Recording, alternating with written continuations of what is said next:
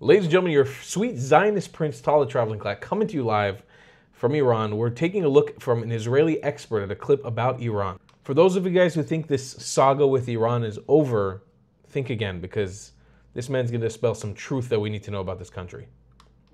The world is watching. Iran and Israel are fighting. In the news, the whole world is watching. Iran and Israel are fighting. What is it about? Most people have no clue. And how can you figure it out? How can you figure the game out if you don't even understand the players? So this is going to be Iran 101. Simca Sessions, out-of-the-box insights into history, religion, and politics. Iran is ancient Persia. For all those people say, they're a very old culture. You bet they are. 4,000 years. But they're not Arabs. They're Persians. Right? Persia.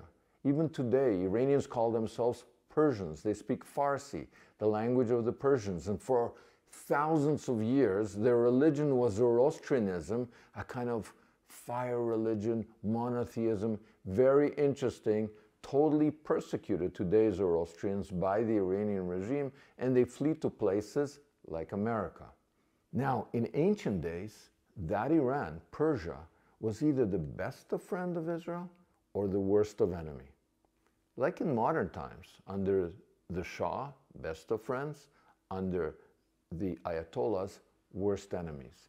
In fact, the great Iranian king, Cyrus I, is the only non-Israelite, non-Jew, who is called in the Hebrew Bible a Messiah, an anointed one. In the book of Isaiah 45:1, why would the Jewish Bible call a Persian a Messiah? Because he passed an edict allowing the Jews that had been exiled into Babylon by the evil Babylonian kingdom to go back to Zion, back to Jerusalem. What? Yeah, the original Zionism, one can say, was a Persian invention of Cyrus. He said Jews belong in Judea. Jerusalem is their capital, and I, Cyrus, the Persian emperor, will facilitate this. Amazing. Unlike today's people who say they don't belong here, we should nuke them. Cyrus said they belong in Israel, and I'll help them. But there are evil moments in Jewish-Persian relationship. For example, Purim story. The Purim story, people know a kind of Jewish Halloween. Everybody gets dressed up, puts on masks, plays games. What is it celebrating? It's celebrating a near genocide. There was a king in Persia, Ahasuerus. Scholars think that he's Xerxes, you know, the guy from 300, if you've seen the film. In that movie, he gets his butt beat by the Greeks. But in any case, there's this king, and he's kind of a muddlehead. And he has this real hot, beautiful, she wins a beauty contest in the story, wife, Esther. He doesn't know that she's a Jew. But he also has an advisor, evil, and that guy's name is Haman. Sure sounds like Khamenei, the leader in Iran at this very moment. And this Haman has a brilliant new idea. Let's destroy all the Jews, every last baby. Let's perpetrate a genocide, a Holocaust against them. Let's kill them all.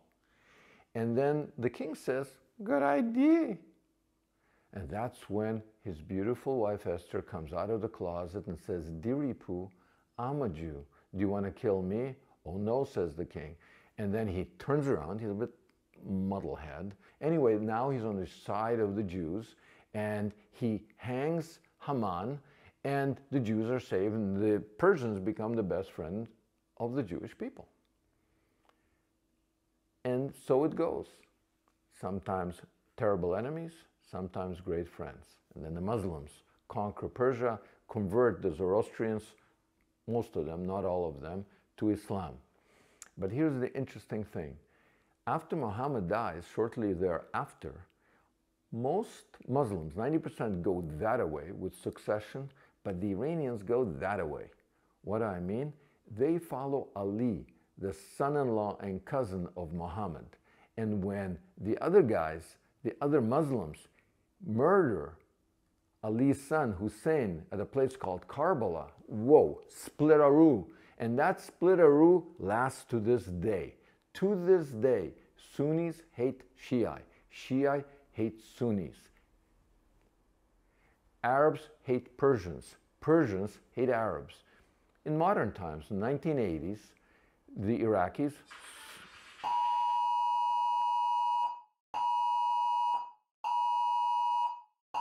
I gotta go to a bomb shelter.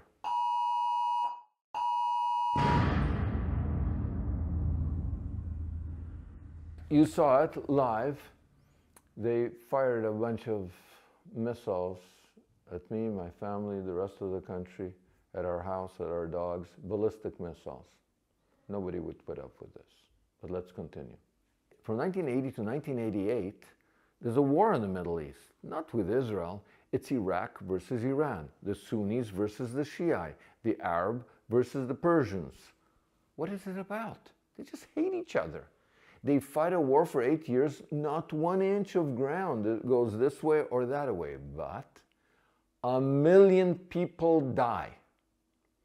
I don't remember any demonstrations, any PC people, you know, doing all that virtue signaling to save the 1 million people.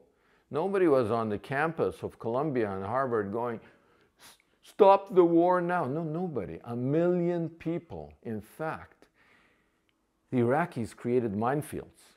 The Iranians didn't have ways to identify and clear the mines.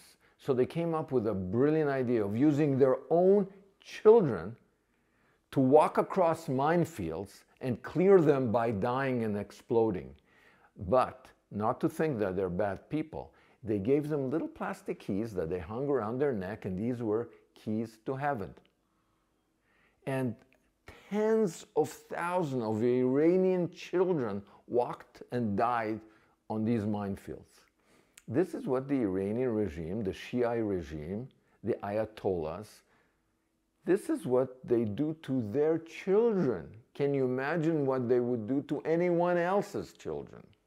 This is what they did when they were fighting Muslims. Can you imagine what they would do if they ever fought Christians or Jews? So in 1978, these Shia theologians called the Ayatollahs take over Persia, a country with thousands of years of Persian history and culture. They take them over. And they've been ruling a totalitarian state that executes about 1,000 people a year. Where are all the demonstrations? 1,000 people a year they execute in their prisons, or they hang them in public squares. For what? For being gay? Really? For drug abuse?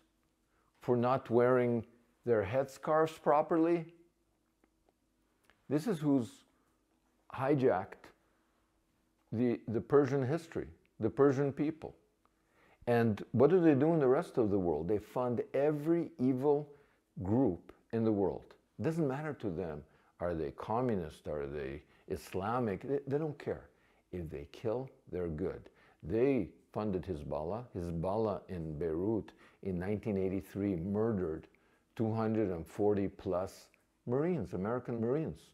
They have sponsored through proxies. They're very clever. All kinds of murder all over the world. They fund the Houthis, who fight the Arab Saudis, the Sunnis. They don't care. They funded Hezbollah to blow up a Jewish community center in South America, in Argentina, in Buenos Aires. Why would they do that? What did those people do to them? Are they colonialists? No, they're doing they're doing, the arts and crafts. They're doing arts and crafts in Buenos Aires, making little menorahs for Hanukkah, and they blew them up. Almost 100 people died, and many more were wounded. This is the people that want to have in their hands nuclear weapons. And the whole world says, the whole civilized world says, they really shouldn't have nuclear weapons. But nobody does frickin' anything, nothing. They give them respect, they negotiate with them. They say, you can do this, but you can't do that. You can kill a little bit, but you can't kill too much. You want to destroy all of Israel? You say repeatedly, maybe only half. Let's meet halfway. Let's make a deal. Well, just like in Esther's time, Israel decided, no. They're only days away. Days away. You know, Bibi Netanyahu is supposed to be such a warmonger. He waited far too long, only days away from making nuclear weapons. No, it's not days, it's weeks, it's months. Okay, months away from building nuclear weapons, Israel attacked. The whole world should be helping. The whole world should be standing up, giving a standing ovation to the brave Israelis that are bombing the crap out of this menace to humanity. That hasn't happened yet totally. What will happen is Khamenei will end up like Haman. And one day in the future, the Jews will have a party, just like Purim, and they will celebrate the day that Khamenei went down, and the modern Iranians couldn't do what old Haman wanted to do a long time. Persia will become great again by getting rid of its ayatollahs. There is no biggest truth than the truth that was said in this video. It's actually kind of insane how much Simcha is able to tie in the history of our two nations, of Iran and Israel, together and present it in a modern way. It's actually, I'd never even really thought about Khamenei and his name kind of sounding similar, akin to Haman. It's really interesting. I didn't even, Khamenei, Haman. It's actually pretty interesting. But yeah, like history tends, they always say history doesn't repeat itself, it rhymes. And in this case, we really have, we're in this system where before we had an Iran that really loved us. I don't know how many times I've said this on camera, said it many times, maybe some of you guys are new. My grandparents from Iraq were saved by Iran. Before the Ayatollahs, when Iran and Israel had a very good relationship, when my grandparents had to flee Iraq because of anti-Semitism, Iran was the country that facilitated their flights from the Middle East to Israel, from Iran to Israel, from Iraq to Israel. They made it to Tehran and they flew them there for free. They helped them. So it's very crazy, and hopefully we still see, even with everything that's going on, the fall of this regime and peace to come between Israel and Iran. Inshallah. And I'll see you guys in the next one. I love you a long time. Goodbye, Klats. If you believe in my content and want to support me, just know your help is needed. There's a bunch of great ways to support me, being PayPal, Buy Me a Coffee, or joining my Patreon community down below. Patreon is the best way to support my channel, and you'll get a bunch of cool perks depending on what tier you join. Another great way to support me is by buying my merchandise on thetravelingclat.com. I regularly drop new merch designs like this beautiful hat or this amazing shirt, where you can support the channel and get something cool for yourself. I also have an amazing Discord community with people from all over the world. Thank you so much for your support.